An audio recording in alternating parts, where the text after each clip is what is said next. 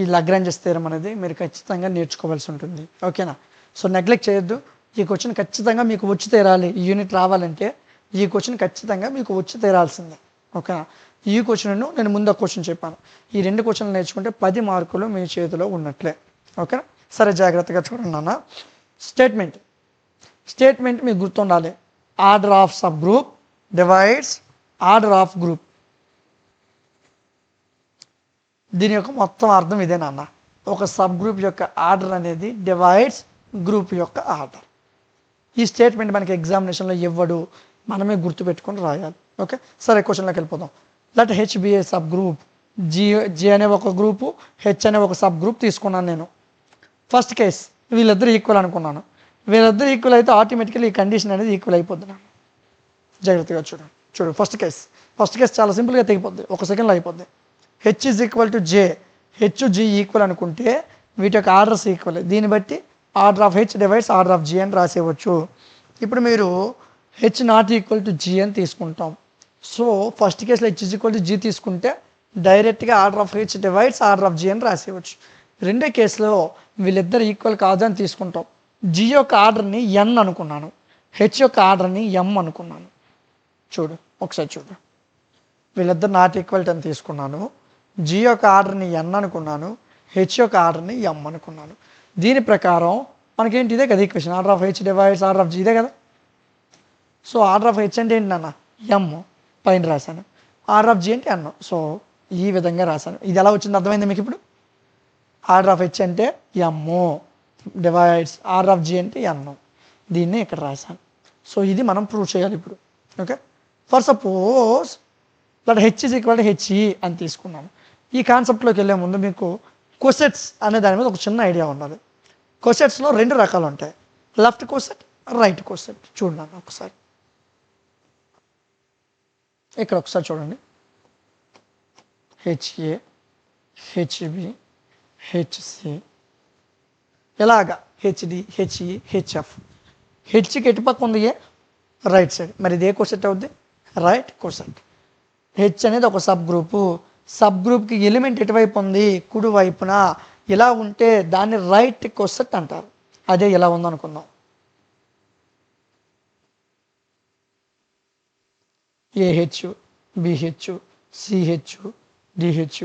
నా ఎలిమెంట్స్ ఎప్పుడు స్మాల్ లెటర్స్లో ఉండాలి, చూసుకోండి. ఓకే, సో ఇలాగా సబ్ గ్రూప్కి లెఫ్ట్ సైడ్ ఎలిమెంట్ ఉంటే దాన్ని లెఫ్ట్ కొసెట్ అంటారు. సో దీని ప్రకారం నేను చూడు ఇక్కడ హెచ్ని హెచ్ఈ అని తీసుకున్నాను. ఈ ప్లేస్లో 1 కదా, 1 ఇంటూ హెచ్ అంటే H A. So H is equal to H E అని తీసుకున్నాను. ఈ ఎటు పక్క ఉంది నాన్న, ఈ ఎటు పక్క ఉంది, రైట్ సైడ్ కదా. So therefore H E is right coset of H in G. H E అనేది రైట్ కొసెట్ అని మనకు అర్థమైంది. Let for suppose H A, H B, H C అలా కొన్ని కొసెట్స్ తీసుకున్నాను. All are right cosets of G. కొన్ని రైట్ కొసెట్స్ని తీసుకున్నాను నాన్న. అర్థమవుతుంది కదా, జాగ్రత్తగా వినండి. హెచ్ని హెచ్ఈ అని తీసుకున్నాను. ఈ రైట్ సైడ్ ఉంది కాబట్టి హెచ్ఈ రైట్ కొసెట్. దీన్ని బట్టి మరికొన్ని రైట్ కొసెట్స్ తీసుకున్నాను. హెచ్ఏ, హెచ్బి, హెచ్సి, హెచ్సి ఇలా అనుకుని కొన్ని రైట్ కొసెట్స్ నేను తీసుకున్నాను.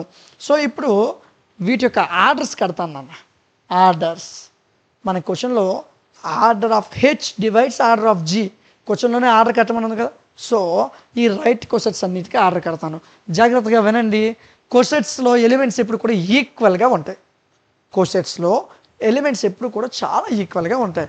సో వీటి యొక్క ఇప్పుడు ఫర్ సపోజ్ చూడండి, హెచ్ఏ అనే కొసెట్ ఉందిరా, ఇందులో 2 ఎలిమెంట్స్ ఉన్నాయి. హెచ్బి అనే కొసెట్ ఉంది, 2 ఎలిమెంట్స్ ఉంటాయి. హెచ్సి అనే కొసెట్ ఉంది, ఇందులో కూడా 2 ఎలిమెంట్స్ ఉంటాయి. అంటే అన్ని రైట్ కొసెట్స్లో కూడా ఎలిమెంట్స్ అన్నీ ఈక్వల్గా ఉంటాయి. నా ఒకేలాగా ఉంటాయి అనలే నేను. చూడు, ఇక్కడ వేరేగా ఉన్నాయి, ఇక్కడ వేరేగా ఉన్నాయి, ఇక్కడ వేరేగా ఉన్నాయి. కానీ ఇక్కడ 2 ఉన్నాయి, ఇక్కడ 2 ఉన్నాయి, ఇక్కడ 2 ఉన్నాయి. అంటే లోపల ఉన్న ఎలిమెంట్స్ అనేవి ఈక్వల్గా ఉంటాయి. ఎలిమెంట్స్ అంకీలు మారచ్చు.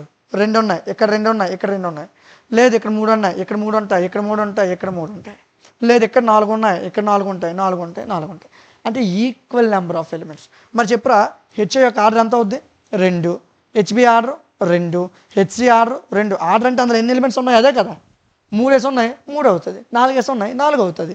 సో దీని ప్రకారం అన్ని ఆర్డర్స్ ఈక్వల్ కాదా? అదే రాశాను చూడు. R of H is equal R of H B is equal R of H C is equal R of H D is equal R of H E is equal ఇలాగా వెళ్తున్నాయి. కానీ ఎన్ని ఎలిమెంట్స్ ఉన్నాయిరా? 2 ఉన్నాయని చెప్పాడేంటి మన క్వశ్చన్లో? చెప్పలేదు. 3 ఉన్నాయని చెప్పాడేంటి? లేదు. 4 ఉన్నాయని చెప్పాడా? లేదు. అందుకే దీన్ని నేను ఏమనుకున్నాను అంటే ఎం అనుకున్నాను. ఇటు అనుకున్నాను ఎన్ని ఎలిమెంట్స్ ఉన్నాయరా? ఎం ఎలిమెంట్స్ ఉన్నాయి. అంటే ఎన్ని ఉన్నాయో తెలియదు, ఆ ఎలిమెంట్స్ నేను ఎం అనుకున్నాను. ఓకేనా? ఎం అంటే ఒక్క ఎలిమెంట్ అని అర్థం కాదు. ఎన్ని ఎలిమెంట్స్ ఉన్నాయో అవి 100 అవ్వచ్చు, 200 అవ్వచ్చు, 500 అవ్వచ్చు, 1000 అవ్వచ్చు. ఎన్ని ఎలిమెంట్స్ ఉన్నా ఆ ఎలిమెంట్స్ మొత్తాన్ని నేను ఎం అనుకున్నాను. ఓకే, పక్క నుంచి. అయితే క్వశ్చన్స్ ఎన్ని ఉన్నాయిరా? H A, H B, H C, H D, H E, H F. నీకు 26 ఆల్ఫాబెట్లు వచ్చి 26 చెప్తాం, కానీ 26 ఉండవు కదా అందులో, ఇంకా చాలా ఉంటాయి. హెచ్ఏఏ, హెచ్ఏబిబి, హెచ్సిసిసి, అలా చాలా రాయొచ్చు రైట్ క్వశ్చన్. ఎన్ని ఉన్నాయని మనం చెప్పగలం? చెప్పలేం కదా. అందుకే నేను ఎన్ని ఉన్నాయిరా అని నన్ను అడిగితే కే అనుకున్నాను. గుర్తుపెట్టుకో. ఆర్డర్ ఎంతరా అంటే ఎం అనుకున్నాను, ఎన్ని క్వశ్చన్లు రా అంటే కే అనుకున్నాను. అర్థమైంది? ఈ 2 లైన్స్ అర్థం అవ్వాలి. ఎన్ని క్వశ్చన్లు కే, ఎంత ఆర్డర్, దాని యొక్క ఆర్డర్ వాల్యూ ఎంత ఎం. ఓకే, నెక్స్ట్ చూడు ఒకసారి. Since all questions are disjoint. ఏమనుకున్నానంటేనన్నా, ప్రతి క్వశ్చన్ కూడా డిస్జాయింట్ అంటే ఒకదానికి ఒకటికి సంబంధం లేనట్టు ఉన్నాయి అనుకుందాం. ఏంటి? ఒకదానికొకటి సంబంధం లేవు అనుకుందాం. అప్పుడు జీ ఈజ్ ఈక్వల్ టు నాన్న గ్రూప్లోనే కదా సబ్ గ్రూప్ ఉంటుంది, జీలోనే కదా హెచ్ ఉంది, హెచ్లోనే కదా హెచ్ఏ, హెచ్బి, హెచ్సిలోనే. మరి నాకు ఒక విషయం చెప్పు, జాగ్రత్తగా వినండి. ఓకే, జీ అనే గ్రూప్లో హెచ్ అనేది ఉంది. ఇది జీ అనే గ్రూప్. జీ కిందన హెచ్ అనేవాడు ఉన్నాడు, హెచ్ కిందన హెచ్ఏ, హెచ్బి, హెచ్సిలు ఉన్నాయి. మరి ఈ కింద ఉన్న హెచ్ఏ, హెచ్బి, హెచ్సిలు అనేవి జీకి ఈక్వల్ అవుతాయా అవ్వవా? మరలా అడుగుతున్నాను. జీ అనే గ్రూపు, హెచ్ అనే సబ్ గ్రూప్. జీ కిందని ఈ హెచ్ అనేవాడు ఉన్నాడు, హెచ్ కిందని H A, H B, H C, H D sub గ్రూపులు ఉన్నాయి. ఈ సబ్ గ్రూపులు అన్నీ కలిపి హెచ్కి ఈక్వల్ అవుతాయి, ఈ హెచ్ మొత్తం కలిపి జీకి ఈక్వల్ అవుతుంది. So G is equal to ఇవన్నీ కలిపి రాయొచ్చు లేదా? ఆ పని చేశాను చూడు ఇక్కడ. G is equal to H A union H B union H C union so on. So కిందనున్న సబ్ గ్రూప్, కిందనున్న కోసెట్స్ అన్నీ కలిపేసి గ్రూప్కి ఈక్వల్ అని రాశాను. సో గ్రూప్కి ఆర్డర్ కడుతున్నాను, ఆర్డర్ ఆఫ్ జీ. సో గ్రూప్కి ఆర్డర్ కడితే వీటిలో కూడా ఆర్డర్ కట్టాలి. నాన్న గుర్తుపెట్టుకో, ఇక్కడ చాలామంది కన్ఫ్యూజ్ అయ్యే పద్ధతి ఏంటంటే ఎక్కడ యూనియన్ రాసేస్తారు, ఎక్కడ యూనియన్ రాసేస్తారు. ఆర్డర్ కట్టినప్పుడు యూనియన్ ఉండదు నాన్న, ఆర్డర్ కట్టినప్పుడు ప్లస్లు రాసుకుంటూ వెళ్ళాలి. ఈక్వేషన్ రాసినప్పుడు యూనియన్ ఉంటుంది. వీటి యొక్క ఆర్డర్స్ని ఫైండ్ అవుట్ చేసేటప్పుడు ప్లస్లు కట్టుకొని వెళ్ళాలి. Okay, order of HA plus order of HB plus order of HC plus order of H. ఒక విషయం చెప్పాం, ఆర్డర్ ఆఫ్ జీ అంత చూడు ఒకసారి.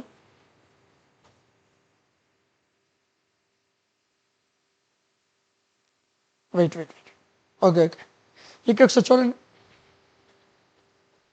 యాక్చువల్గా మనకి డైరెక్ట్ ఈక్వేషన్ ఉంటుంది అన్న, ఆ జీ యొక్క ఆర్డర్ డైరెక్ట్గా ఎన్ వాల్యూ. దీనికి మన క్వశ్చన్ ఎవడిది? Order of G value N value ఎందుకు తీసుకున్నారు సార్ అంటే, ఒక గ్రూప్లో నెంబర్ ఆఫ్ ఎలిమెంట్స్, ఎన్ని ఎలిమెంట్స్ అయినా ఉండొచ్చు, అనంతం. అందుకు దాన్ని ఎన్తో ఇండికేట్ చేస్తాం. దేంతోని?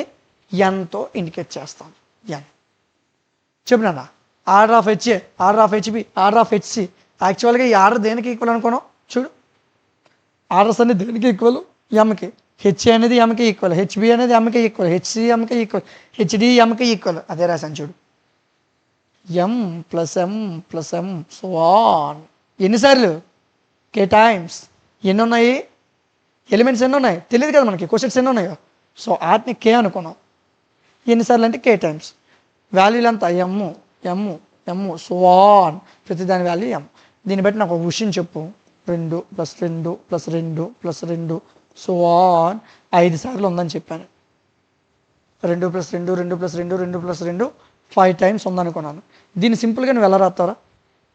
2 5 సార్లు ఉంది అని రాశాను రా. దీన్ని సింపుల్గా ఎలా రాస్తావు? 2 5 అని రాసేస్తావు లేదా? తెగిపోయిందా లేదు? మరి చెప్పు, ఎం అనేది ఎన్నిసార్లు ఉందిరా? కే సార్లు.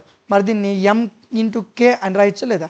దాన్ని ఎంకే కదా, ఎం ఇంటూ కేనే ఎంకే కింద రాస్తాం. ఓకే, ఇంటూ అనేది ఇక్కడ మనం యూజ్ చేయం. ఓకే, స్టార్ వాడతాం లేదా డాట్ వాడతాం గ్రూప్ థియరీస్లో. ఇక్కడ అవే అవసరం లేదు, డైరెక్ట్ రాసేవచ్చు.